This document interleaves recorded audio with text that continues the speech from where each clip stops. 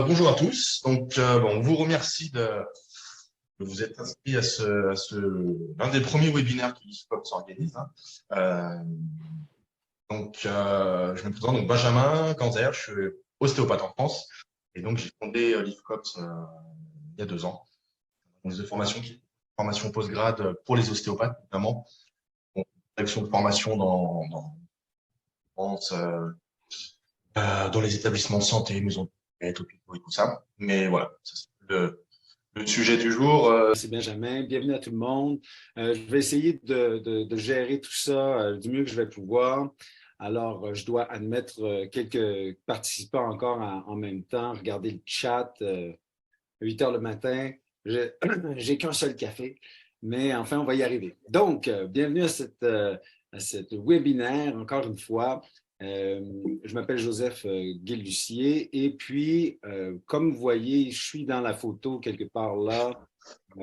J'ai une expérience d'environ une décennie en clinique interdisciplinaire sur les vertiges, les étourdissements, avec une équipe médicale et professionnelle. Donc, on a des chirurgiens auto-neurologues, des otologues, des neurologues également. On a un cardiologue, un endocrinologue, plusieurs ORL, des neuropsies, kinés vestibulaires ou physio-vestibulaires. Plusieurs ostéopathes sont à la clinique, des gens qui font de la rééducation visuelle, kinésiologues également. Donc, on a toute une équipe pour gérer l'ensemble des potentielles étiologies derrière un vertige ou un étourdissement. Voilà.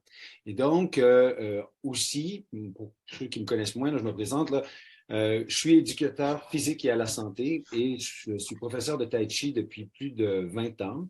Alors, j'ai développé des programmes de médecine intégrative avec le système public, notamment ici à Montréal, le CIUS du centre-sud et de l'est de Montréal. Donc, avec les équipes de prévention des chutes chez les personnes âgées et du soutien à domicile. Donc, on connaît là, les évidences par rapport au Tai Chi et le déconditionnement de la personne âgée, également la prévention des chutes. Donc, c'est un des domaines dans lequel j'interviens un peu comme courtier de connaissances, puis pour essayer là, d'inviter les gens à développer des pratiques basées sur les évidences, mais particulièrement dans le milieu de la médecine intégrative. Donc, je suis également professeur, évidemment, en ostéopathie. J'enseigne plusieurs cours ici à Montréal et à toutes sortes d'endroits un peu dans le monde. Le séminaire qu'on va donner sur les syndromes cervicaux à Lyon, je le donne à Hambourg un peu plus tard en juillet. Je l'ai donné à Vancouver, à Toronto aussi. On l'a donné ici à Montréal depuis 2 ans. Et il y a d'autres formations également postgraduées là, que je donne, notamment l'ostéopathie corporelle intégrée que j'ai donnée il y a quelques semaines à Montréal. Bref, j'enseigne l'anatomie, j'enseigne les techniques d'urgence fonctionnelle, j'enseigne les os de la face, j'enseigne plein de cours depuis quelques années et j'adore ça, enseigner, c'est une de mes passions. Ça fait partie là, de mon boulot. Je fais de la recherche également. Évidemment, l'article, là, on me voit quand j'ai présenté à l'International Society of Posture and Gait, un congrès international où est-ce que j'ai eu une petite affiche comme ça. C'était la première fois que je faisais ça. J'étais très heureux là, de présenter notre article qui a été publié justement, dont on va parler. Au laboratoire de neuromobilité, évidemment, on développe la recherche finalement en général. Et on travaille également, donc particulièrement sur l'effet de l'ostéopathie chez des patients qui sont atteints d'étourdissement d'origine cervicale. Donc, des mesures quantitatives. Ah, je vais enlever, tiens, vérifiez bien que votre micro est éteint parce que j'entends les assiettes de certaines personnes qui... C'est le dîner, hein? C'est normal. Alors, voilà ce que je disais. Donc, on a des mesures quantitatives qui nous permettent, là, on me voit ici là, au laboratoire de neuromobilité, on mesure, dans le fond, on fait un avatar, puis on prend des mesures quantitatives sur l'équilibre, sur la démarche, etc. Mais on fait des mesures quali aussi, évidemment. Donc, on fait des entrevues, puis moi, mon travail, c'est vraiment d'avoir des approches mixtes, donc de baser les recherches sur la force des différentes approches, mais qualitatives et quantitatives dans des devis intégrés. Voilà. Et donc, j'aimerais avoir commencé à vous poser la question, c'est quoi vos attentes ou vos prédictions par rapport à cette formation-là? Alors, j'aimerais ça vous entendre sur qu'est-ce que vous pensez qui va se passer. Alors, dites-moi. Vous pouvez prendre le micro ou utiliser le chat. L'idée, c'est qu'une première personne le fasse, puis ensuite, ça va débouler. Alors, quelqu'un de pas gêné, là. Allez-y. Certainement. Écoute, on va voir. Tu vas voir pourquoi je vous pose cette question-là. Et j'ai Nicole, je savais que Nicole, avec une collègue ostéopathe ici au Québec, m'a dit comprendre les différentes incidences causant les étourdissements d'origine proprioceptive cervicale et les approches que tu utilises pour les traiter. Alors, ça, c'est super. Puis, en effet, je vais parler de certains modèles que j'utilise pour traiter ces gens-là, pour les aider. Et les différentes étiologies, on va en parler également. Et la raison pourquoi je vous pose cette question-là, là, c'est un peu malaisant, mais qu'est-ce qu'il veut dire? C'est quoi mes attentes? On a tous des a priori et on a tous un modèle prédictif un peu, qu'est-ce qui va se passer. Et la raison pourquoi je vous en parle, c'est justement pour introduire non seulement la physiopathologie derrière ce syndrome-là, mais également pour vous expliquer un des modèles que j'utilise en ostéopathie. Donc,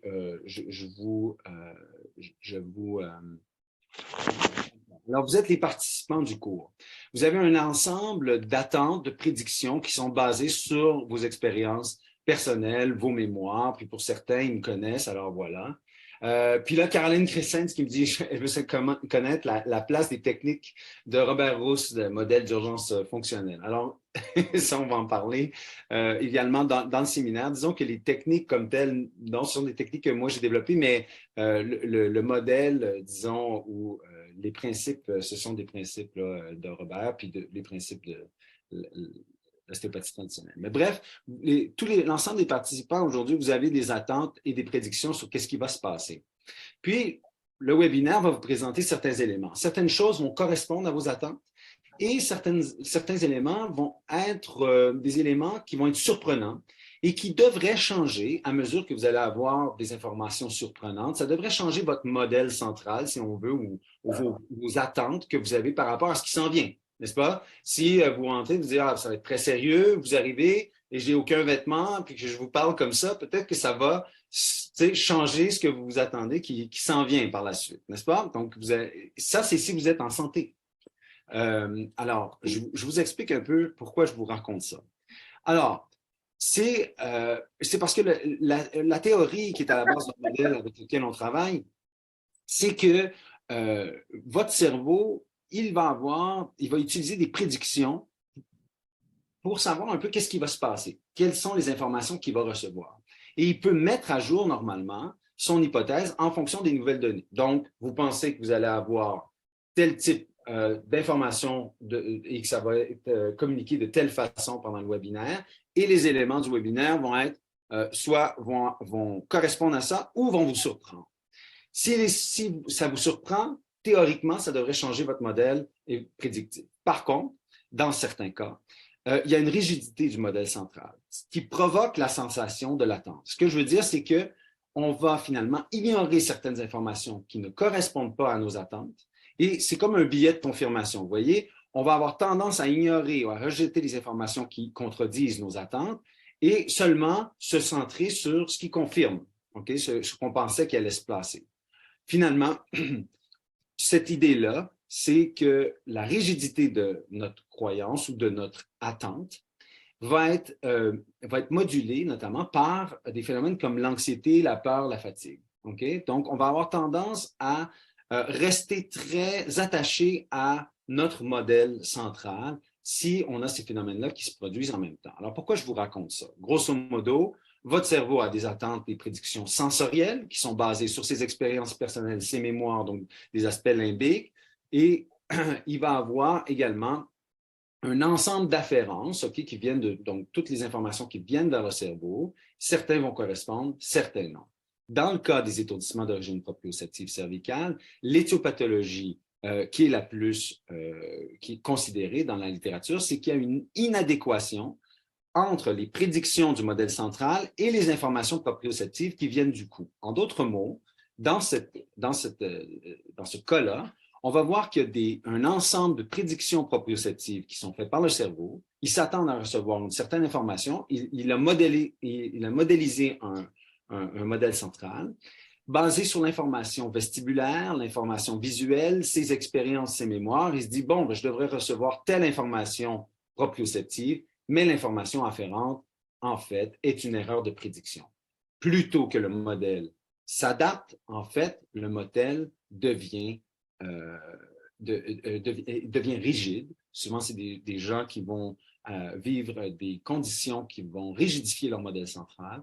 Et alors, ce conflit ou cette inadéquation entre le modèle, qu'est-ce qui s'attend, et l'information qui rentre vraiment, va donc envoyer une alarme au cortex et il va avoir une perception d'une illusion sensorielle. Donc, on va avoir l'impression d'un mouvement dans l'espace, un tangage, une sensation d'ébriété sans avoir consommé, qui va se manifester au niveau là, de la conscience là, du patient, à cause de ce mismatch, comme ils disent en anglais. Donc, bref, je vous ai présenté un peu qui j'étais. Je vous ai parlé un peu de la physiopathologie de l'étourdissement d'origine proprioceptive cervicale. Et je vais vous parler, donc, dans le reste de la présentation, des sous-populations, donc les différentes populations qui sont atteintes de ça. On va ensuite discuter des diagnostics différentiels, des outils de mesure, des interventions qui sont le plus cités dans la littérature et comment on peut adapter les trajectoires de soins de ces patients-là et de leur sous-population. Puis, finalement, si on a le temps, on va pouvoir parler de ces approches novatrices en ostéopathie, notamment celles basées sur le modèle du cerveau bayésien. Alors, j'ai quelqu'un ici là, qui me parle. C'est Michel. Es-tu en train de dire qu'une personne qui a une rigidité de personnalité pourrait avoir plus de prédisposition aux étourdissements d'origine proprioceptive cervicale? La rigidité du modèle, ce n'est pas nécessairement une rigidité de personnalité, mais disons qu'en effet, certains, comment je pourrais dire, le secret là-dedans, c'est vraiment la surprise. Donc, il faut réussir à surprendre les patients et les mettre dans un état où est-ce qu'ils sont de plus en plus sécuritaires, qu'ils vont sentir qu'ils sont en confiance et tout ça, et diminuer des facteurs de stress pour pouvoir avoir une plus grande flexibilité et tranquillement qu'ils perçoivent des choses. Vous savez, une personne qui a, par exemple, une douleur chronique, c'est une douleur sur deux pattes. Alors, elle a tellement mal au cou qu'elle n'a plus de pied, qu'elle n'a plus de bassin. Et dans sa perception, hein, on sait que la carte sensorimotrice au niveau là, du cerveau est altérée chez des gens qui ont des douleurs chroniques. Et c'est associé avec l'anxiété, dépression, là, c'est corrélé, là, ces choses-là. Donc, finalement, ce que je dis, c'est qu'il faut réussir à aider les gens qui n'ont pas une rigidité de la personnalité, mais qu'ils ont un modèle central d'attente qui a de la difficulté à être flexible. Et donc, il faut réussir à créer une surprise, une erreur de prédiction dans un contexte vraiment sécuritaire, avec une super alliance thérapeutique pour réussir à laisser entrevoir que, ah oui, peut-être qu'il y a quelque chose de différent qui se passe.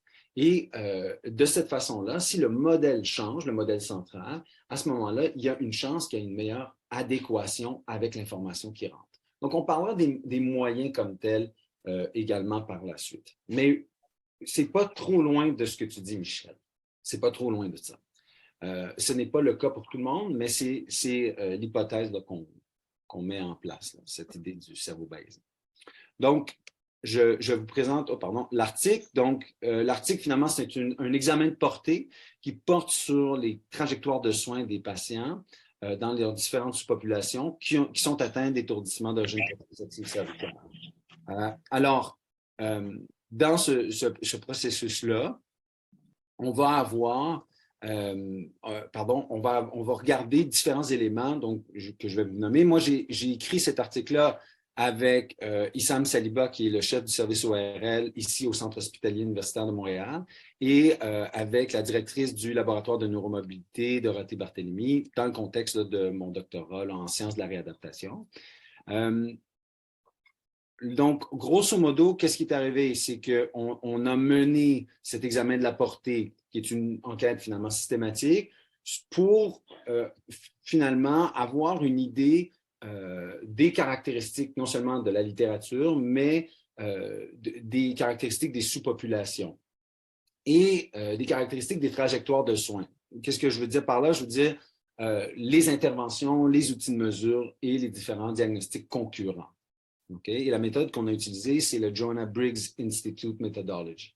Donc, je ne sais pas si vous connaissez bien les examens de la portée comme type de devis, mais finalement, c'est une étude systématique qui veut finalement rapporter comment un certain thème a été étudié, de quelle façon. Mais cette revue systématique, ce type de revue systématique, n'envisage pas l'évaluation de la qualité des études, mais plutôt, si on veut, c'est comme décrire la map des connaissances par rapport à ça. Donc, comment ça a été fait, quel type de devis, quelles sont les interventions qui ont été mises à l'épreuve, quels ont été les outils pour mesurer le changement, pour poser des diagnostics qui nous ont permis de dire, ah, ces patients-là ont effectivement des étourdissements d'origine proprioceptive cervicale. Alors, les résultats qu'on a trouvés, d'abord, on a fini, au début, on avait 1791 articles quand on a utilisé notre stratégie de recherche dans les bases de données. Et par la suite, on a éliminé, bon, avec la méthodologie du GBI, là, du Joanna Briggs Institute, et on s'est ramassé avec 156 articles à la fin qu'on a inclus dans cette étude-là. Et à partir de la lecture complète, puis de 2 réviseurs indépendants avec un 3e qui faisait le consensus, on a dégagé 4 principales sous-populations basées sur finalement des mécanismes physiopathologiques proposés.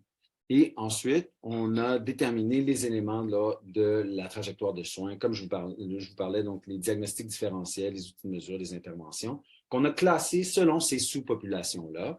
Et voilà, donc je vais vous présenter ces éléments-là.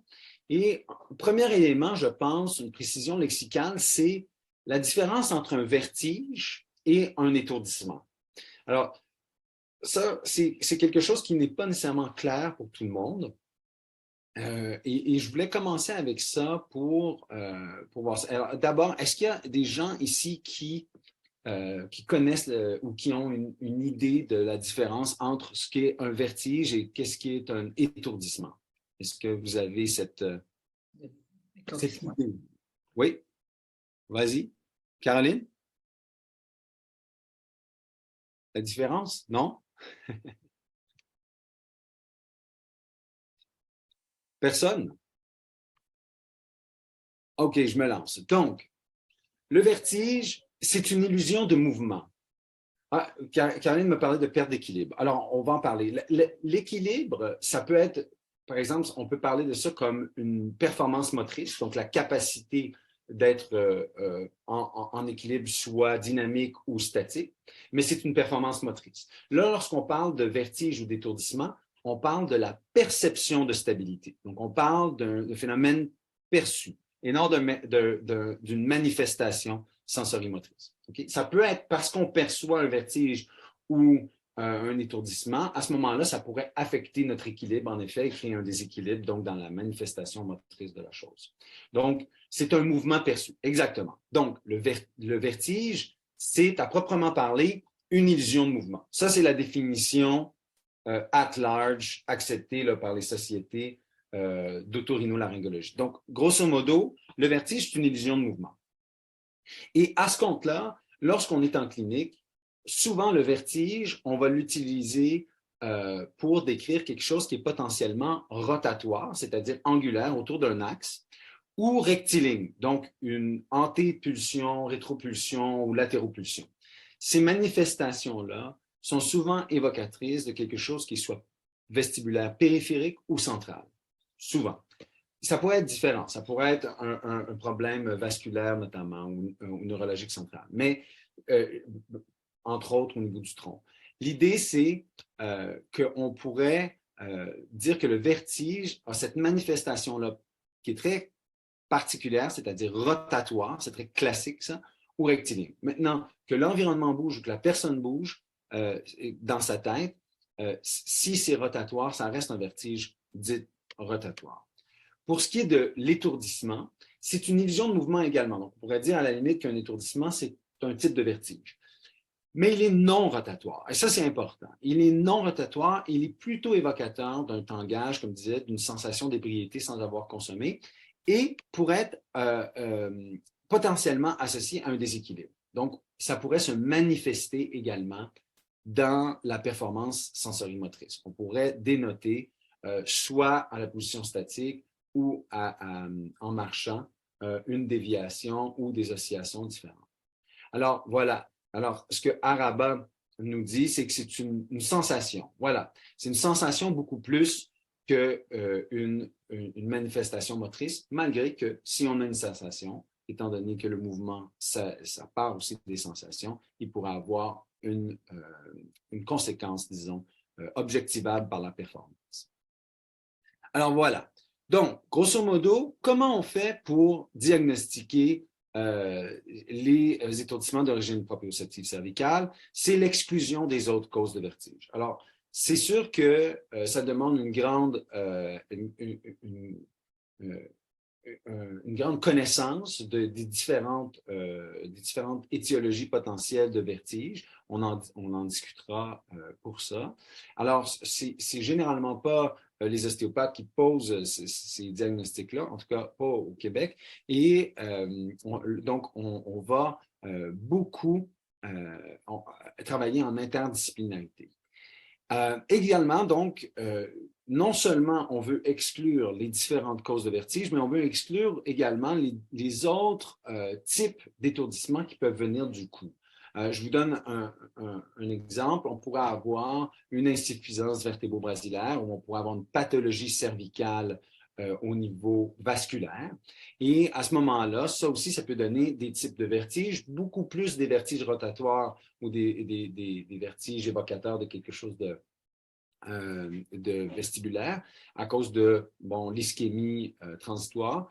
Mais en plus de différentes étiologies qui peuvent venir du cou, on va avoir différentes étiologies même dans des étourdissements qui sont proprioceptifs. Et c'est ce qu'on a découvert dans la recherche, c'est-à-dire qu'il y a des sous-populations particulières qu'on retrouve chez des gens qui présentent finalement ce type de problématique-là.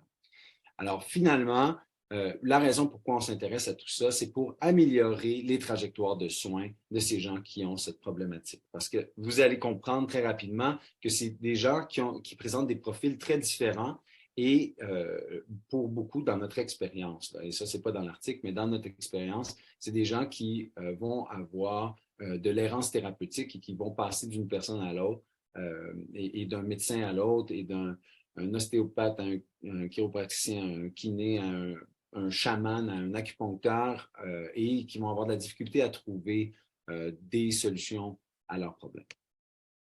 Alors, comme je vous disais, les étourdissements d'origine proprioceptive cervicale, c'est donc une illusion de mouvement non rotatoire, ou une instabilité, une sensation d'instabilité qui peut se manifester par des déséquilibres, qui est associée avec une douleur du cou, une blessure ou une pathologie du cou.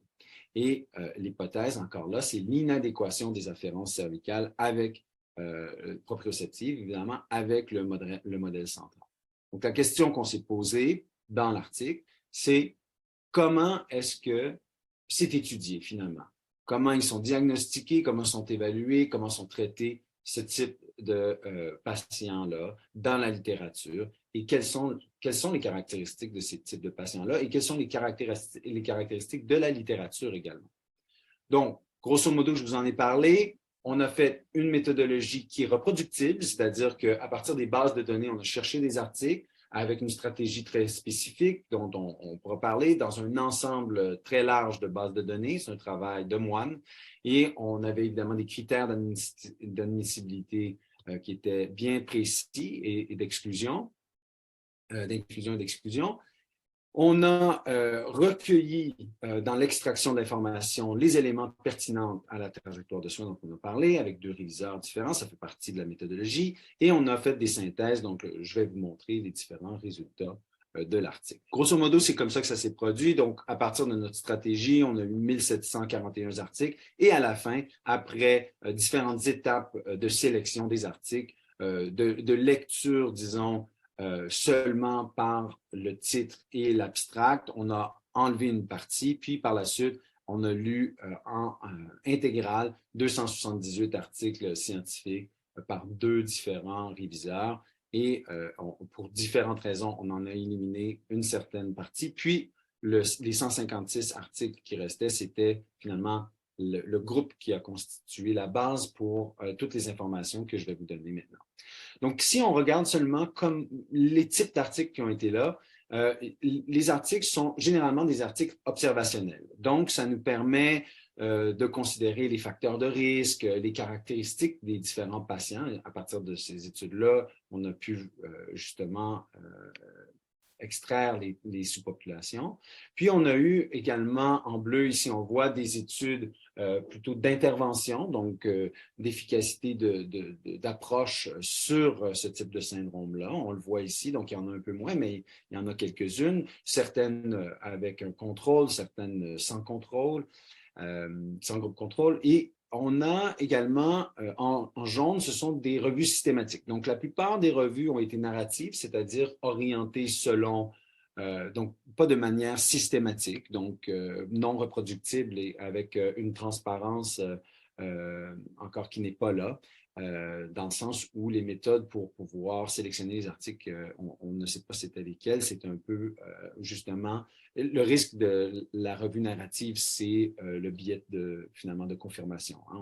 On choisit des articles qui veulent bien confirmer nos croyances.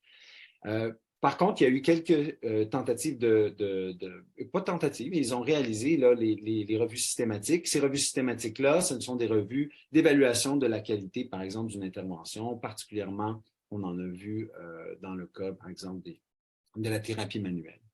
Mais il n'y avait aucune étude de la portée. Et c'est pour ça qu'on s'est adonné à faire ce type d'études-là. Et il n'y avait également aucune étude qui prenait en compte de l'information qualitative. Donc, personne n'a posé la question à un seul patient, dans tes mots, dis-moi c'est quoi ta trajectoire de soins, comment tu trouves ça, comment tu sens ça. Évidemment, c'est quelque chose qui nous intéresse à faire au laboratoire et de l'intégrer avec d'autres types d'informations. Et il n'y a eu également aucune étude pragmatique. Donc ça, ce sont les types de devis, c'est un peu ce qui manque dans la littérature et ce qui est présent. Alors, voici les 4 types de sous-population. Alors, il y a des gens qui ont des étourdissements d'origine proprioceptive cervicale, qui ont eu des traumas. Il y en a qui, finalement, des patients qui viennent, qui sont plutôt âgés, on va en parler, donc il y a des maladies cervicales dégénératives. On a des gens qui vont avoir des cervicalgies chroniques et on va avoir des gens qui ont des spasmes musculaires associés à l'occupation professionnelle ou de la fatigue musculaire. Alors, si je vous décris ces sous-populations-là d'abord, alors, on a ici, par exemple, première sous-population d'étourdissement proprioceptif cervical, celles qui sont traumatiques. Alors, les patients qui ont des antécédents, par exemple, de coup du lapin hein, ou de whiplash, comme on dit en anglais, ou de syndrome post-commotionnel, peuvent présenter ces fameuses illusions de mouvement, ces étourdissements. Et ce sont des patients qui peuvent également avoir d'autres manifestations. Oui, Caroline, je vais t'envoyer mon PDF. Et donc, il y a différents éléments qui peuvent être intéressants là. L'autre élément qu'on pense quand on voit des gens traumatiques, évidemment, c'est mais qu'est-ce qui a pu causer un étourdissement d'origine proprioceptive cervicale?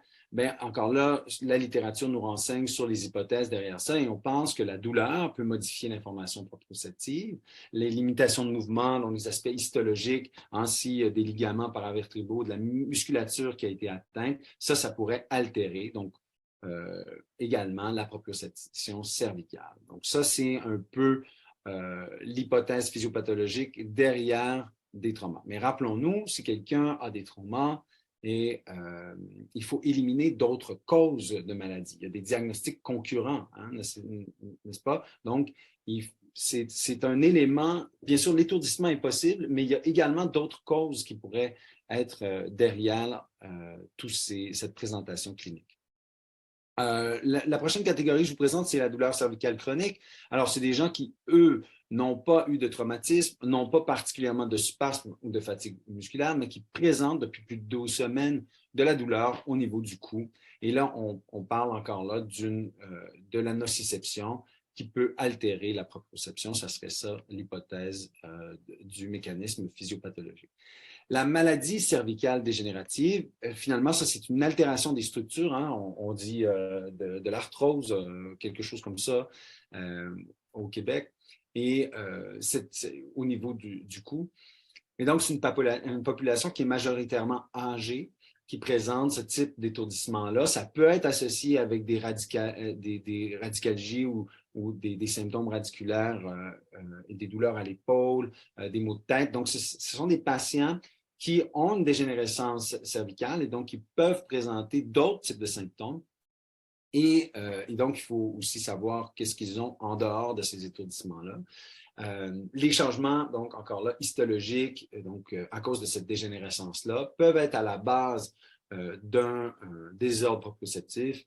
Il y a des hypothèses d'infiltration graisseuse dans les tissus qui pourraient changer finalement l'activité des fuseaux neuromusculaires qui sont un des différentes mécanorécepteurs qui vont transmettre l'information proprioceptive.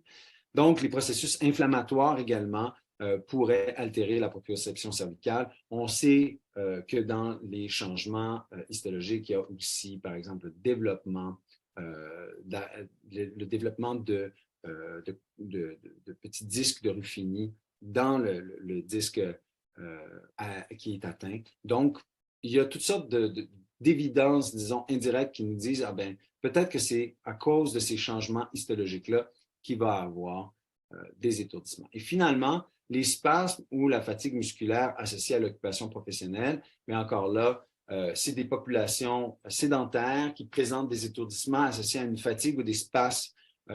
Et ces patients-là pourraient présenter une amplitude de mouvement cervical limitée, un peu comme nos amis qui ont des problèmes traumatiques vont avoir donc une amplitude de mouvement cervical limitée.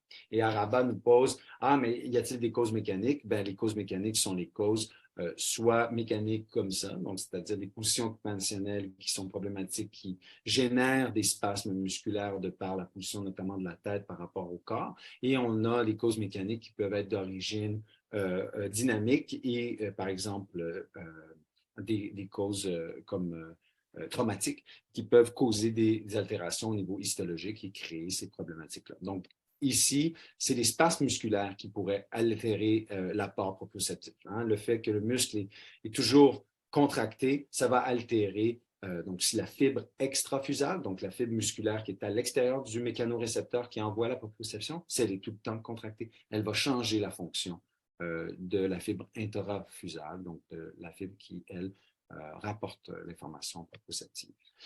Donc, ces 4 sous-populations-là, évidemment, une personne peut faire partie de plus d'une sous-population. Hein, et on a relevé dans l'article qu'il serait intéressant de comprendre si le cumul de d'appartenir à plusieurs sous-groupes peut affecter le pronostic, donc avoir un pronostic négatif.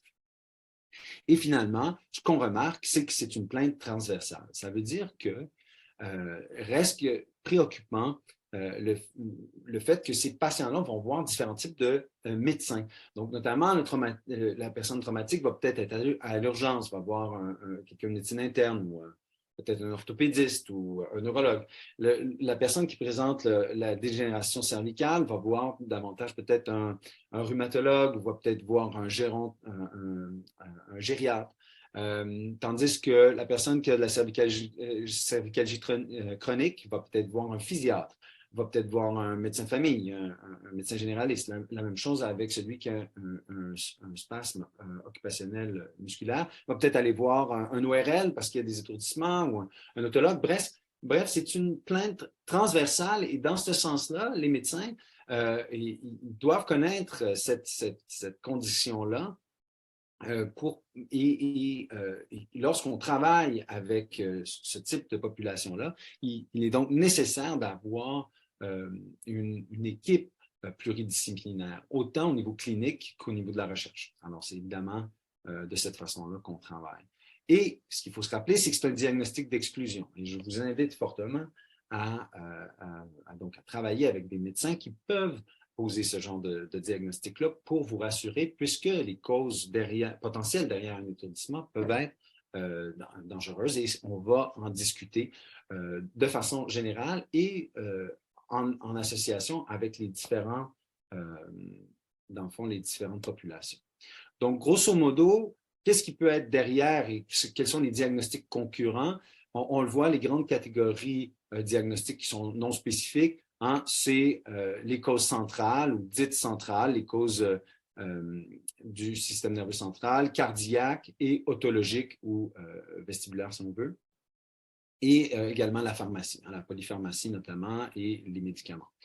Pour ce qui est des causes davantage spécifiques, on parle du vertige paroxystique positionnel bénin et évidemment, il y en a d'autres, le vertige psychogénique notamment, et j'en passe. Donc, il y a plusieurs éléments, notamment la fracture vertébrale ou l'instabilité des ligaments. Donc, il y a plusieurs raisons d'avoir ces problèmes-là. On le voit également au niveau de la pathologie vasculaire du cou. Donc, il y a plusieurs raisons d'avoir des étourdissements. Il faut s'assurer que ce ne sont pas ces causes-là qui modulent l'étourdissement.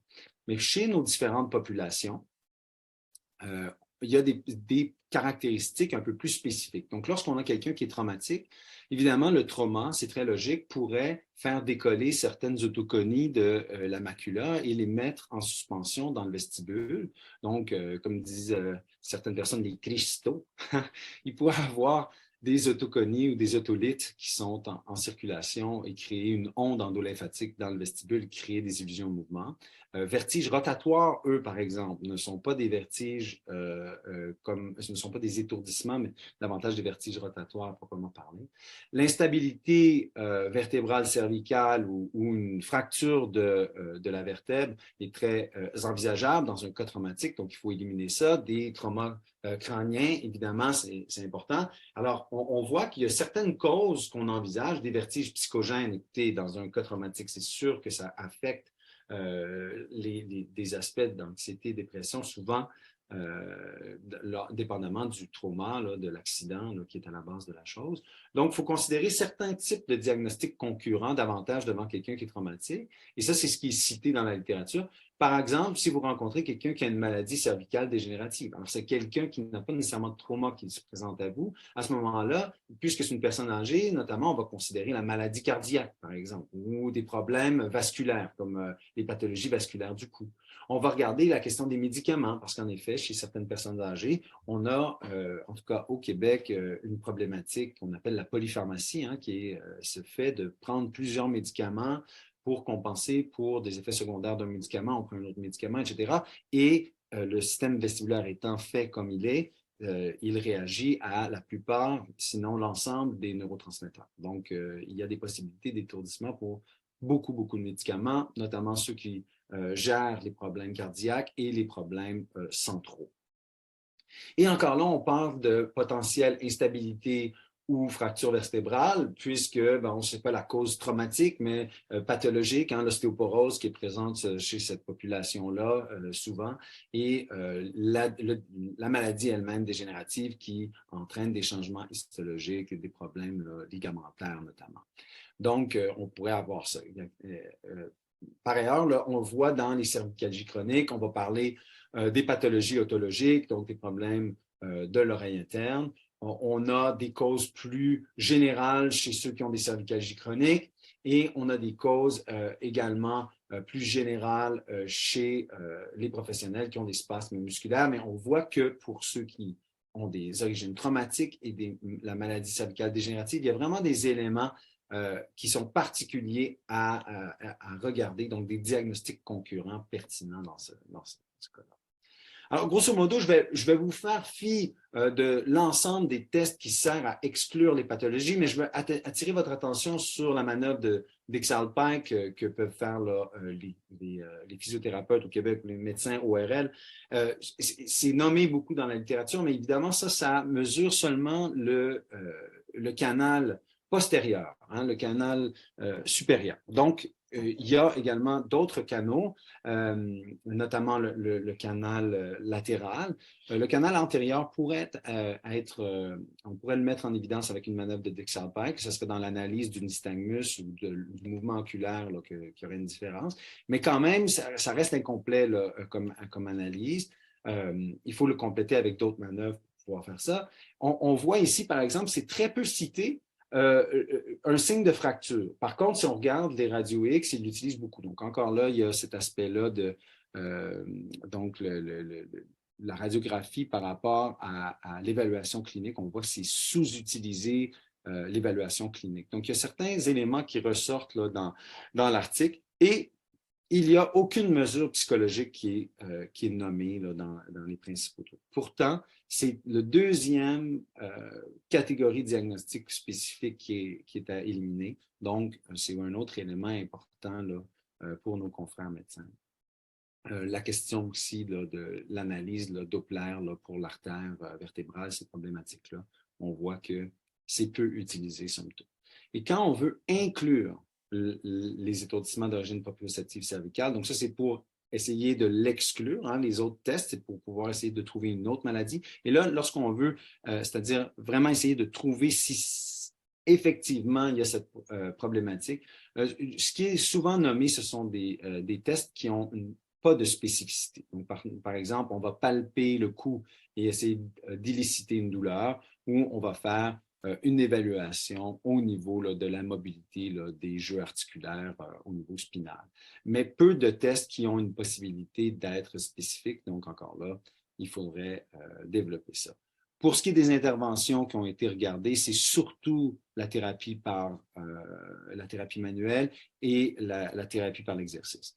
Il y a d'autres éléments qui ont été regardés, mais c'est surtout ces deux-là, la thérapie manuelle et la thérapie par l'exercice. Et si on regarde dans les différentes sous-populations, quelque chose qui nous apparaît un peu particulier, c'est la chirurgie. On voit que pour la maladie dégénérative, il y a eu quelques essais d'intervention sur la chirurgie. Évidemment, cette chirurgie-là n'était pas pour les étourdissements, mais pour les autres conditions qui étaient là, notamment la question de l'instabilité ou des hernies discales potentiellement là, et donc dans des chirurgies de fusion ou différents types de stabilisation orthopédique, neuro-orthopédique, ils vont arriver à diminuer les étourdissements pendant une certaine période, pas nécessairement sur une trop longue période. Donc, il y a plusieurs limites à l'article, on pourra en parler si vous êtes intéressé, mais grosso modo, l'idée, la conclusion, c'est que, bon, c'était le premier examen de portée, que les méthodes qualitatives sont inexistantes dans la littérature par rapport à ça. On n'a jamais demandé à un patient son avis. Bon, on l'a déjà demandé via des formulaires, mais pas via une entrevue semi-dirigée, par exemple. Et la connaissance des sous-populations, ça devrait nous informer sur un peu quels sont les différents diagnostics, quelles sont les différentes approches, etc., quels moyens on va utiliser pour les aider. Les recherches futures devraient donc enquêter sur pourquoi certains patients qui font partie d'un sous-groupe développent des étourdissements et d'autres ne le développent pas. Hein? On ne comprend pas ça toujours. Et finalement, ce qui serait intéressant, c'est d'utiliser des mesures pour mesurer le changement qui soit commun entre les différents chercheurs ou les cliniciens, parce que ça nous aiderait finalement à étudier ces mécanismes-là de façon, et ça nous simplifierait la vie pour étudier ce syndrome-là. Donc, encore là, le processus évaluatif pour inclure ça, puisque ça reste un problème d'exclusion, et donc, il faut développer les tests pour inclure ce syndrome-là. Donc, voilà un peu la biographie. Et avant de penser à d'autres choses, si on a le temps, parce que là, je viens de terminer l'article, est-ce que vous avez des questions? Est-ce qu'il y a des choses qui vous ont frappé? Vous pouvez prendre la parole et me poser des questions. OK. Donc, quels seraient les signes et symptômes de contre-indication aux soins ostéopathiques chez les patients EOPC? Bien, en fait, les ostéopathes, selon le pays, ont différents champs d'intervention. Disons que je vais parler pour ma paroisse, comme on dit au Québec, je vais parler pour le Canada. Donc, la contre-indication, on pourrait le faire, puis là, tu parles de sémiologie, hein? Euh, Moi, je pense que déjà le fait que le patient soit étourdi, puis c'est un étourdissement d'origine proprioceptive cervicale, c'est une contre-indication dans le sens suivant. Si la personne n'a pas vu un médecin, qu'il n'a pas réussi à obtenir, puisque c'est un symptôme neurologique, il faut obtenir de la part d'une personne qui a dans son champ disciplinaire la compétence de pouvoir diagnostiquer la pathologie, bien à ce moment-là, il faut référer vers un otologue, idéalement un otologue, parce que et ça, ce n'est pas dans l'article, mais dans l'expérience clinique, on se rend compte que c'est tellement complexe qu'un ORL, souvent, va avoir une difficulté à cerner cette chose-là. Mais évidemment, s'il y a un vertige à proprement parler, donc un vertige rotatoire ou encore là, linéaire, donc des rétropulsions, antépulsions et latéropulsions, et ça également, c'est des signes qui sont évocateurs d'un problème soit central, soit métabolique, soit autologique, soit cardiaque. Et donc, évidemment, ce sont des contre-indications dans le sens de on ne peut pas travailler sur quelque chose qu'on ne connaît pas. Évidemment, dans un contexte où est-ce qu'on est en équipe pluridisciplinaire et que les différentes pathologies, parce qu'un patient peut avoir plus d'une pathologie, peut avoir une pathologie cervicale et en plus un problème otologique et un problème du système nerveux central. À ce moment-là, quand on est dans un contexte de comorbidité, et là, on va intervenir. Et donc, je dirais que pour répondre à ta question, on va tout le temps aller vers la protection du patient, puis s'assurer que le patient a vu quelqu'un qui peut faire le diagnostic différentiel. Et donc, il faut travailler en équipe, en fait, pour ces patients-là. Sinon, on participe à l'errance thérapeutique. Parce que si vous n'êtes pas sûr de ce que la personne a, ben, vous faites peut-être partie de ceux qui ralentissent le processus de trouver des solutions définitives pour cette personne. Voilà. Je ne sais pas si ça répond à ta question, Michel.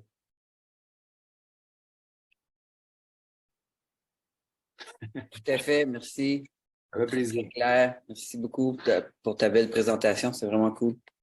Ah, merci beaucoup. Écoute, je voulais passer à un autre truc, mais je vois que le temps file. Est-ce qu'il y a d'autres commentaires, d'autres choses qui vous ont accroché? Manon, Lucille, Elsa, vous avez des questions? C'était clair? Tout va pour le mieux? Oui? Quels sont les autres critères pour aider pour le diagnostic? Y a-t-il un griffe ou un bilan à remplir? Un griffe, je ne sais pas c'est quoi un griffe ou un bilan à remplir. Les autres critères. Une grille. Donc, c'est une complexité très grande. Comme je disais, c'est transversal. C'est-à-dire que si vous avez une personne âgée qui vous présente des étourdissements, ça pourrait être une atteinte vasculaire, ça pourrait être un ICT, une ischémie cérébrale transitoire, ça pourrait être un problème cérébelleux, ça pourrait être un problème donc neurologique central. Donc, il y a tout le testing neurologique, il y a l'imagerie, on utilise les imageries par résonance magnétique. Et si c'est un aspect plutôt vasculaire, il y a tous les Dopplers, il y a tous ces éléments-là. Alors, je vous dirais, il n'y a pas une grille pour ça. On ne peut pas s'en débarrasser. Malheureusement, ce n'est pas quelque chose de simple. C'est quelque chose de complexe. Et dans cette complexité-là, il est nécessaire d'avoir des associations interprofessionnelles. Il est très rare qu'une personne, même un otologue, moi je travaille avec un otologue qui est exceptionnel, c'est-à-dire que c'est un chirurgien otologue bon, je ne dirais pas qu'il est exceptionnel, mais il fait partie des bons, des excellents en fait, dans le sens où il s'intéresse aux patients. Et donc, si le patient présente des problématiques qui sont neurologiques fonctionnelles ou qui sont en dehors de l'autologie. C'est-à-dire que l'autologie, on cerne qu'il n'y a pas de problème vestibulaire, par exemple, périphérique ou central. Donc, la neurotologie, finalement, la problématique est relativement cernée par un ensemble de testing qu'ils font. Et à ce moment-là, il s'intéresse toujours au patient. Il ne fait pas juste lui dire « OK, bye ». Il va vraiment essayer de cerner « OK, mais quelles peuvent être leurs problématiques ?» Alors, ensuite, il va pouvoir le référer soit vers le neurologue ou le cardiologue ou l'endocrinologue ou l'orthopédiste, ou etc. Et aussi vers les ostéopathes, les physiothérapeutes, les neuropsychologues avec lesquels on travaille, de la réadaptation visuelle ou de l'entraînement. Et donc, je dirais à Rabat que c'est une problématique qui malheureusement dépasse le simple formulaire ou grille ou bilan qui nous permet de poser ça. Et comme ostéopathe, on n'a pas la formation, je dirais, nécessaire parce que, en fait, ça manque à beaucoup, même pour un médecin généraliste ou pour un ORL, c'est beaucoup. Merci à Rabat. Alors, s'il n'y a pas d'autres questions, je pourrais très rapidement, malgré qu'il est 9h01, là, si vous avez terminé, bien sûr, je pense que vous allez avoir dans le chat, je ne sais pas si ça a déjà été fait, mais il y a le lien en théorie que Benjamin a envoyé pour la formation à Lyon. Je vais mettre le lien, ouais. Vas-y, Benjamin. Je vais le mettre tout de suite, comme ça, c'est fait. Parfait. Et pour ceux qui peuvent rester, on va très rapidement parler de, justement, parce que ce qui intéressait beaucoup des ostéopathes ici, c'est OK, mais c'est très bien tout ça, mais qu'est-ce qu'on fait concrètement? Alors, je voulais vous parler de certains modèles. Alors, on a le modèle mécanique qui a été, dont Steele lui-même a fait beaucoup la promotion, c'est dans le sens de la structure et de la fonction, ce lien bidirectionnel là, qui est là, particulièrement évidemment à son sens premier, donc la structure qui influence la fonction. On a le modèle biochimique qui est, plusieurs personnes, c'est la question de la fluctuation liquidienne, puis le fait que le rôle de l'artère est absolu, notamment au niveau endocrinien, par exemple, et pour diminuer des phénomènes de stase et d'inflammation. Donc, ça aussi, très discuté dans la tradition. Certaines personnes sont très représentatives de ce genre de modèle-là, notamment Nathalie Camiran et d'autres. Et le modèle biopsychosocial, qui est un modèle aussi actuel en ostéopathie, qui parle de la problématique qui est biologique, la problématique qui peut être liée à un problème donc psychologique, par exemple, comment l'anxiété-dépression peut affecter une problématique comme les étourdissements d'origine cervicale. Et au niveau social, tous les impacts de ne pas pouvoir travailler à cause de cette condition-là, de perdre des journées de travaux et tout ça, puis au niveau là, familial, tout ce que ça implique, etc. Donc, cette espèce de relation, disons, multidimensionnelle, c'est un modèle qui est très intéressant et qui considère notamment les aspects émotionnels dans ce qui envisage là. Et le modèle énergétique ou vitaliste qu'on a vu là, par des porteurs de flambeaux, un peu comme Sutherland, particulièrement à la fin de sa vie, Becker, le mouvement de la biodynamie, tout ça. Donc, ce sont des modèles qui englobent l'être humain entier, considèrent le corps au complet, pas seulement certaines structures. Donc, encore là, pour des approches plus globales là, qui vont prendre en compte différentes dimensions là, de l'être humain. C'est très intéressant. Évidemment, tous ces modèles ont leurs qualités, ont leurs défauts. Il n'y a pas un modèle qui fonctionne pour tout le monde, tout ça. Mais ce dont je voulais vous parler, c'est beaucoup le modèle neurologique là, du cerveau bayésien. En d'autres mots, il y a certains porteurs, là, récemment, il y a eu certains articles qui ont été écrits par rapport à ce modèle-là en ostéopathie par Boland, si je me rappelle bien, avec Ceritelli, ils ont écrit un article sur finalement un cadre théorique prédictif, interoceptif, etc. Donc, Grosso modo, le cerveau bayésien, c'est ce dont je vous avais expliqué. La personne entre dans votre bureau et quelqu'un lui a dit que son étourdissement venait de son cou. Personne n'a trouvé une solution. Alors, il rentre dans votre bureau, puis là, il a vu plein de chiropraticiens, d'autres ostéopathes, physiothérapeutes. Il rentre et il a un a priori. Il se dit, bon, l'ostéopathe qui est là va me sauter sur le cou, il va faire quelque chose, puis ça va régler mon problème. Alors, l'idée, c'est de créer une erreur prédictive ou une surprise agréable. Tant qu'à faire, je vais arrêter le partage d'écran, puis je vais vous parler comme ça, je pense que ça va être mieux. Et donc, il va avoir, dans le fond, un a priori, et il va se dire, bon, ben, il va sauter sur mon cou, il va faire le truc. Et nous, en ayant nos modèles en tête, on travaille de façon de l'interrelation entre les systèmes, etc. On touche à plein d'endroits différents et parfois avec un toucher qui est moins structurel, parfois qui est plus fonctionnel. Selon les patients qu'on rencontre, ces gens-là ont souvent des appréhensions, sont souvent tendus, sont stressés. Et là, on commence, par exemple, loin de la zone. Et cette approche-là, déjà, crée une surprise. Oui, mais attends, c'est au cou que ça se passe, puis là, on est à un autre endroit. Et là, on dit, oui, non, je comprends, mais j'essaie de créer un contact. D'abord, tout ça, est-ce que vous sentez mes mains? Est-ce que mes mains sont chaudes? Est-ce qu'ils bougent, etc. Et là, on amène le sujet, la personne, à aller faire un effort pour sentir son corps. Donc, il va développer son interoception consciente, il va essayer d'aller chercher l'information où est-ce que vous le touchez et en plus, c'est surprenant ce qui se passe. Donc, on est en train d'essayer de rendre plus flexible son modèle central. Alors, il y a une appréhension qu'on aille toucher son cou, parfois même, il y a eu des mauvaises expériences, par exemple. Et là, on est déjà délocalisé par rapport à on est délocalisé par rapport à la problématique.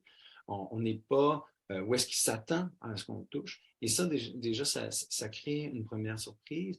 Ensuite, on change un peu le centre d'attention, c'est-à-dire qu'il est centré sur ses étourdissements et sur sa douleur. Puis là, on lui demande, est-ce que tu sens, est-ce que c'est plus tendu, moins tendu, est-ce que c'est chaud, c'est froid, est-ce que mes mains bougent ou pas, etc. Et là, il va vraiment investiguer son corps et consulter l'interoception, donc l'afférence. Puis, on va essayer de créer une surprise dans ce qui se passe finalement, une erreur de prédiction suffisante pour pouvoir remettre en question ce modèle central-là afin qu'il y ait une meilleure adéquation entre l'information qui vient et l'information attendue.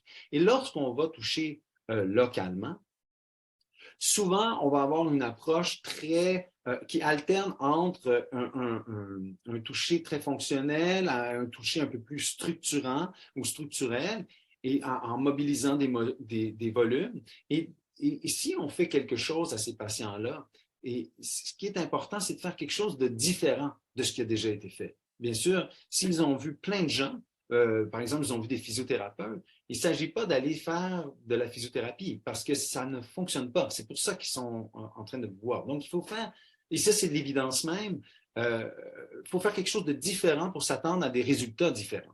Et donc, c'est bon de connaître un peu la trajectoire de soins, qui ils ont vu, comment ils ont vu, et essayer de se situer dans un espace surprenant. Okay? Et donc, bien sûr, ce n'est pas le modèle on ne connaît pas l'ingrédient actif en ostéopathie, on n'a que une boîte noire, on sait que, bon, il y a des effets, ou pense-t-on, hein, ça fait 10 ans qu'on travaille en collaboration avec les otologues là, du Centre hospitalier universitaire de Montréal. Donc, on sait qu'il y a quelque chose qui se passe, mais c'est anecdotique. Hein? Ce sont les médecins qui sont contents, ce sont les patients qui sont contents, la famille des patients qui sont contents aussi. Mais on ne sait pas tout à fait c'est quoi l'ingrédient actif. Alors, on a plusieurs façons de l'envisager. Les modèles ont tous leur qualité et souvent, la plupart du temps, on va utiliser plusieurs modèles, mécanistes, liquidiens, etc., pour pouvoir aider. Et donc, on se prête à un jeu. Est-ce que c'est vraiment ce jeu-là qui module l'effet? On ne sait pas. Mais dans notre logos, dans notre façon de nous exprimer, dépendamment des contextes, mais c'est bon d'avoir comme une ouverture sur différentes façons, différentes hypothèses sur comment est-ce que le traitement est modulé, parce que c'est une chose qu'on ne sait pas on peut sentir beaucoup de choses, mais est-ce que ce qu'on sent, c'est vraiment l'ingrédient actif? Difficile de savoir. Donc, grosso modo, Araba, elle dit la surprise, c'est la base. Bien, tout à fait, je pense que c'est un ingrédient actif potentiel. La surprise est associée à une attention du patient. L'ingrédient actif dans la rencontre ostéopathique, cette collaboration-là, cette occasion de faire quelque chose ensemble, c'est peut-être le patient qui a un des morceaux du puzzle, un des morceaux du casse-tête pour aider, donc son interoception et les éléments qui peuvent le surprendre dans ça. Par exemple, « Oh, je suis sûr que ça va faire mal, qu'est-ce que tu vas me faire? » Puis là, finalement, ça n'a pas fait mal. OK. Et là, je me sens plus en sécurité, je suis plus détendu, tout ça. Et donc, ça fait son chemin, tout ça. Donc, l'alliance thérapeutique, c'est fort. La question de la surprise, c'est très intéressant. Évidemment, il ne faut pas négliger nos connaissances anatomiques et le modèle mécanique, c'est aussi intéressant. Est-ce que c'est toujours le même ingrédient actif qui agit chez tous les patients? C'est une question là, à se poser. Et donc, je pense qu'il faut mettre toutes les chances de notre côté et de sonder c'est quoi les besoins des gens qui viennent nous voir, puis d'essayer de répondre à leurs besoins et ne pas finalement agir en fonction de nos facilités, de nos inclinaisons en tant que thérapeute, mais essayer d'agir en fonction de ce qu'on perçoit que le patient, d'agir en fonction de ce qu'on pense que le patient a et a besoin. Alors voilà. Est-ce que vous avez d'autres questions?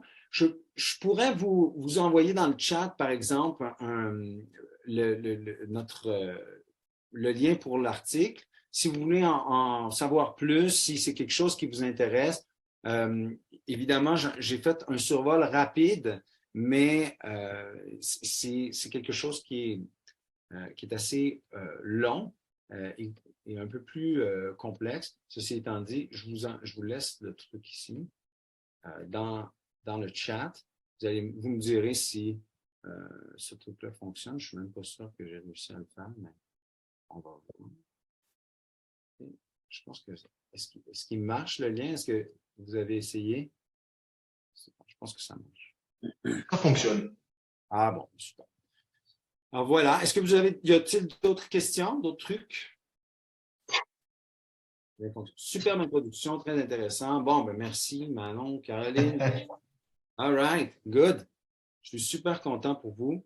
Écoutez, j'espère bien aller à Lyon. C'est ce qu'on se parle, Benjamin et moi. Si vous avez propos clairs, c'est super, ça a été clair, c'est génial. Moi, il est un petit peu tôt, alors je ne suis pas toujours sûr que c'est très clair. Un café aura suffi, c'était parfait. Si vous avez l'occasion d'en parler à vos collègues en France, en Europe, pour voir s'ils sont intéressés, peut-être distribuer l'article. C'est un article qui est en accès libre. C'est quelque chose que vous pouvez faire. Puis on va s'assurer d'avoir. Il reste quelques places à combler. Je pense que c'est 5 ou 6 places là, qui restent à combler pour pouvoir donner la formation à Lyon. Alors, allez-y, participez. Aidez-moi à aider. Voilà. Alors, je te passe le micro, Benjamin, pour la conclusion.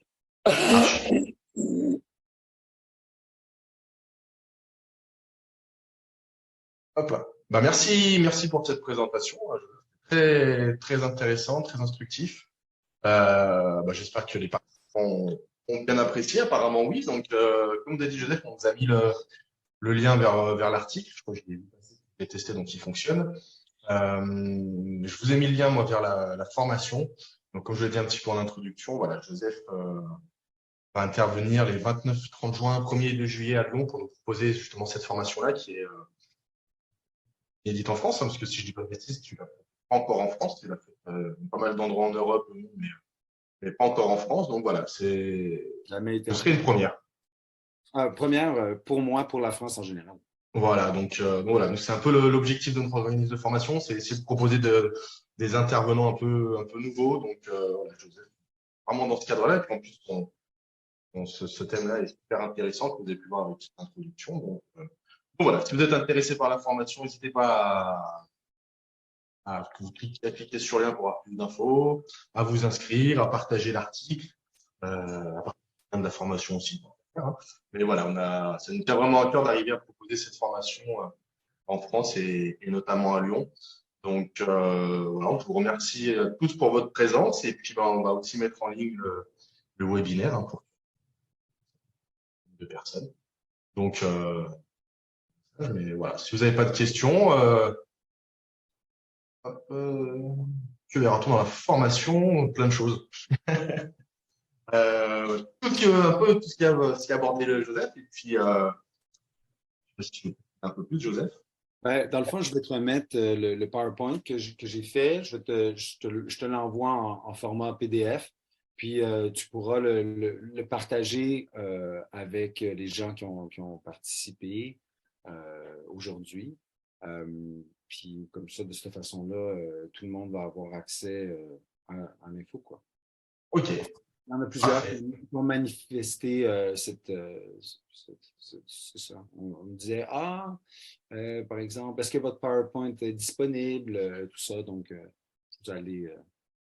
Ça te va, Benjamin? Je te donne ça, puis tu le distribues? Ça me va, ouais. On partagera tout ça. Une personne qui était présente, pas de souci. Parfait. Tu as la liste, puis tout ça. Ouais. Nickel. Bah, merci à tous. Et puis, on vous laisse aller vous occuper de vos patients, parce que là, ça doit être l'heure, je pense, des reprises des consultes. Donc, bon après-midi à tous. Et puis à bientôt, j'espère. Hein. Super. Merci beaucoup, Benjamin. Je reste encore là pour ceux qui ont des questions là, pendant un petit temps. Ne vous gênez pas. Là, je vais être là s'il y a des questions. Puis quand je vois que les gens sont partis, là, je vais quitter également. Ça marche? Alors, je te laisse aller, Benjamin. Ouais, moi, je vous laisse aussi. Salut, mon cher. Merci encore. Allez, bonne fin de journée. À bientôt. Enfin, bonne journée pour toi, plutôt. Oui, ça commence bien. Allez, à bientôt. Salut. Hey, Joe? Oui. Merci, c'était vraiment intéressant. Une petite question concernant le cerveau bayésien. Ouais. En tout cas, le modèle. Bon, je suis vraiment pas familier avec ça, mais en gros, est-ce que c'est ce modèle-là dont tu faisais référence quand tu disais il y a comme une attente qui est là, et puis comment faire pour contourner cette attente-là? Quand tu parles d'attente, est-ce que c'est une attente du système nerveux lui-même ou de la personne? C'est ça. Soyons clairs, c'est la même chose. Dans le sens où on ne fait pas la distinction. Dans la physiopathologie évoquée de la problématique, ce qui est intéressant, c'est que la physiopathologie même des étourdissements d'origine proprioceptive cervicale, c'est qu'il y a une attente proprioceptive du système nerveux central qui base son modèle généré par l'information qui est modulée par l'oreille interne puis la vision. Donc, ces deux petits frères-là, ils ont un troisième petit frère qui est la proprioception. Puis là, ils disent déjà quelque chose au cerveau.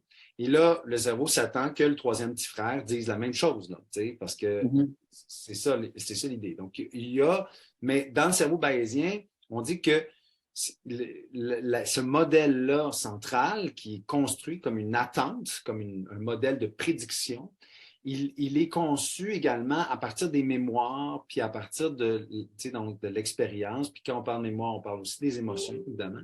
Et donc, à ce niveau-là, on pourrait dire que, ouais, il y a cette question de croyance. Puis là, on glisse dans une notion psychologisante un peu de la chose, moins neurosciences, un peu plus croyance ou attente au sens comme on l'entend là, dans un contexte psychologique, mais il y aurait vraiment là, comme une espèce de modèle généré central qui voudrait comparer l'information qui rentre par rapport à l'information qui est attendue. Il y a des liens entre les noyaux vestibulaires, le système visuel, puis le cervelet, puis les informations proprioceptives qui suggèrent ce genre de méthode comparative pour pouvoir quoi? Ben, changer notre attente. pour pouvoir s'adapter. Tu sais, puis, OK, moi, c'est ça que je pense. Puis, est-ce que l'erreur prédictive, il faut que je fasse une alerte finalement au cortex. Puis, la problématique, c'est dans cette espèce de rigidité-là du modèle central qui ne réussit pas à s'adapter, puis qui, des fois, est confirmatif. Donc, il va ignorer l'information qui ne confirme pas sa croyance, finalement. Tu comprends? Donc, c'est pour ça que je faisais une analogie avec un billet de confirmation. Ouais. C'est pas, tu sais, c'est comme la même chose, mais vu d'un point de vue neurosciences ou vu d'un point de vue psychologie. C'est une façon de pouvoir l'enseigner aussi. Ouais, c'est ça. C'est juste que ça me paraît quand même difficile de justement d'extraire un de l'autre, c'est-à-dire d'extraire la psychologie ou l'émotionnel de la prédiction que le système nerveux lui-même, bon, en fait, pour moi, je ne sais pas comment on peut enlever un de l'autre. Non, mais Michel, tu as bien raison. Oui. Puis l'autre chose que je vois, c'est exactement comme pour la mémoire, on voit qu'il y a plusieurs facteurs qui influencent la mémoire. Un de ceux-là qui fonctionne bien, c'est, on le sait, hein, quand on enseigne, si on veut faire retenir une matière, on va créer un élément de surprise pour créer un ancrage afin que l'étudiant puisse mieux retenir ça. Est-ce qu'on est en train de dire que si dans le traitement, on introduit, puis c'est peut-être ça ce dont ce modèle-là parle, si on introduit un élément de surprise, est-ce qu'on est capable de, entre guillemets, reprogrammer ces attentes-là? Est-ce que c'est ça la base de ça? Ça, c'est la base du modèle, là. C'est ça.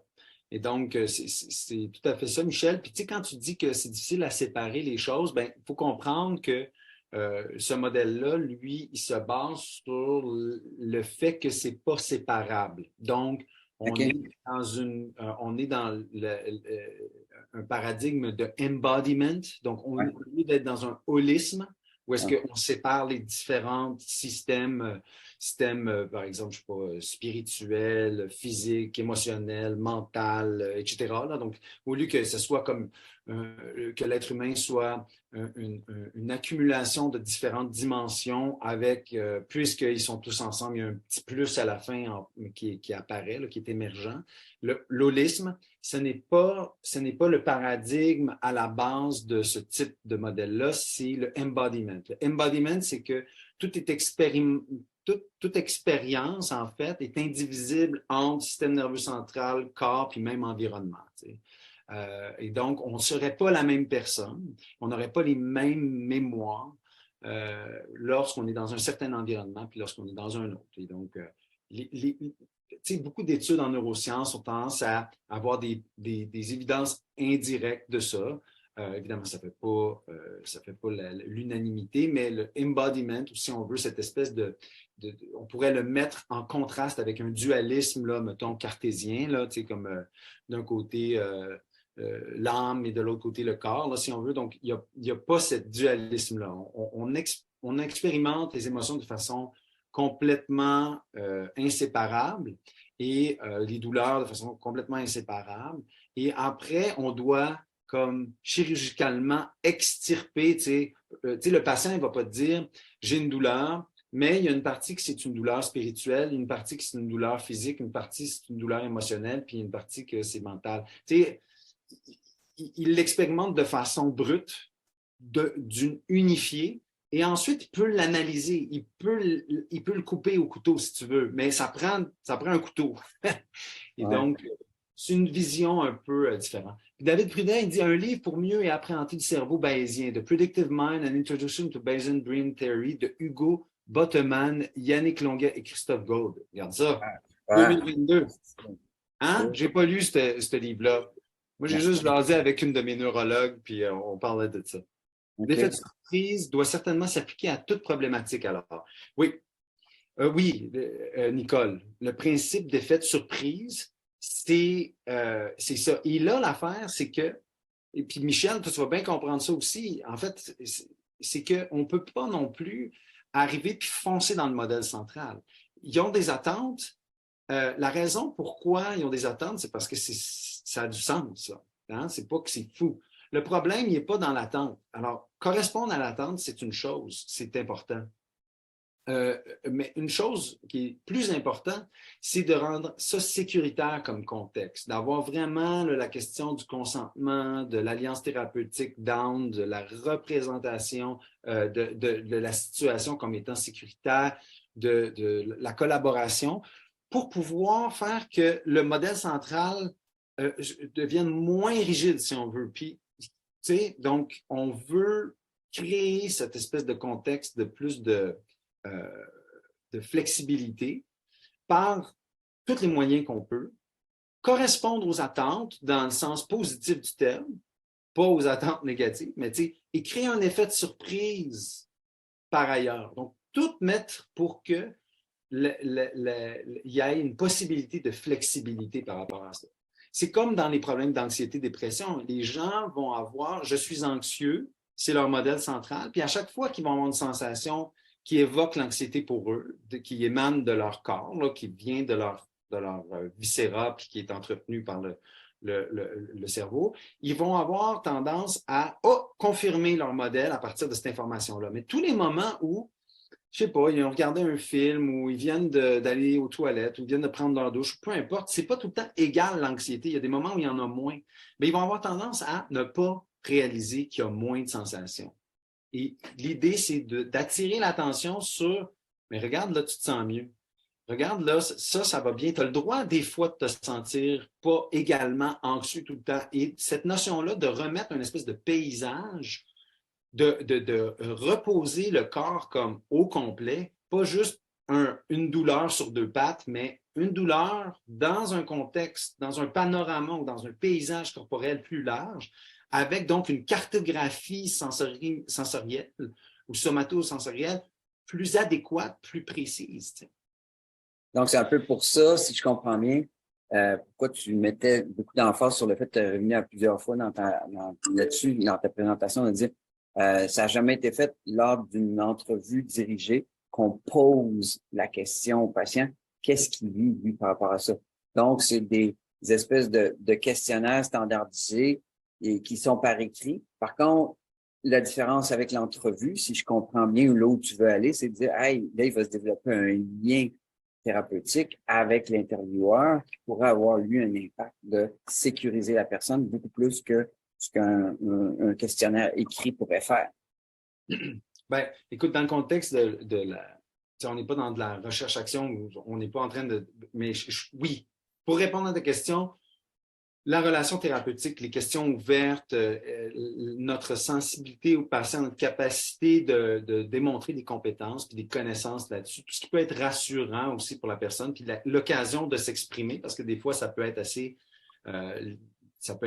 rapide, les rencontres qu'ils ont avec des professionnels. Le fait qu'on ait 1 heure avec notre patient, qu'on puisse prendre le temps qu'il se dépose, c'est un aspect. Donc, les questions ouvertes sont importantes. Au niveau de la recherche, la question ouverte, c'est parce que je suis intéressé parce que ce n'est pas écrit dans la littérature le fait qu'ils ont des trajectoires de soins complexes. Nous, on le sait, un clinicien, là, ça fait 10 ans qu'on travaille avec ça, on le sait là, que des fois, ça fait 10 ans, 15 ans qu'ils rencontrent du monde, ils n'ont jamais de solution à leurs problèmes, mais ce n'est pas écrit parce que personne n'a raconté leur histoire. Donc, nous, on veut aller plus vers des analyses narratives donc, qui racontent leur histoire un peu. Puis, on s'intéresse aussi à qu'est-ce qui, eux, ils pensent qui est efficace dans leur approche? Donc, tu sais, s'ils ont été en ostéopathie, puis ils ont vu, peut-être que c'est justement ça, j'ai senti des choses différentes dans mon corps, ou tu sais, si cette thématique-là rentre, ou peut-être pas, peut-être qu'ils vont dire, tu sais, genre, il a réglé le problème dans mon cou, tu sais, peut-être que c'est ça qui va sortir, je ne sais pas. Mais l'analyse thématique du patient,